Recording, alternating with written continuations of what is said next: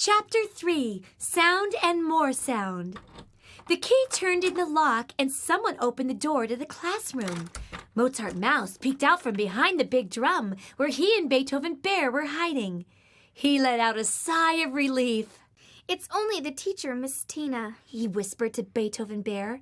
He and Beethoven Bear went to the music center every day to listen as she taught music to the children.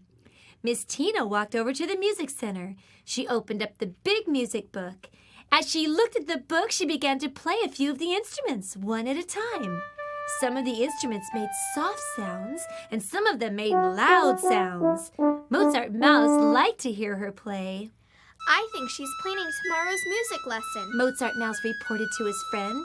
Soon Miss Tina finished. She closed the book and walked to the door.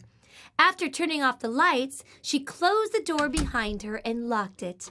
Beethoven Bear and Mozart Mouse had learned to listen for the sound of the key in the lock. It meant that they were free to play for the rest of the evening without any interruptions. The first thing Beethoven Bear did was find the drums. He began to play as loudly as he could. "Hey, you better be quiet," Mozart Mouse cautioned his friend.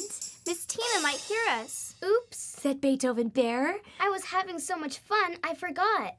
"Why don't you play something with a soft sound like this?" Mozart Mouse suggested as he picked up the triangle and struck it lightly. He handed the triangle to Beethoven Bear, who began to play it quietly. Mozart Mouse had other plans that evening.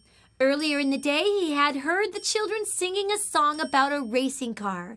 He couldn't wait to drive the little red toy car that the children loved to race around the room.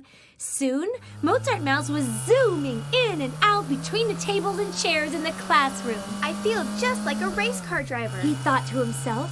He looked at the clock on the classroom wall and came to a screeching halt beside Beethoven Bear. "Time for bed, my friend," he said. "Hop in and I'll give you a ride home." Mozart Mouse parked the car next to the little house. The two friends got out and climbed the stairs to the second floor where their cozy beds were waiting for them. As they snuggled under the covers, Mozart Mouse began to hum a quiet lullaby to his friend. Ooh. "Good night," Mozart Mouse whispered to Beethoven Bear when he was finished. But Beethoven Bear was already fast asleep, dreaming about the adventures that they would have the next day.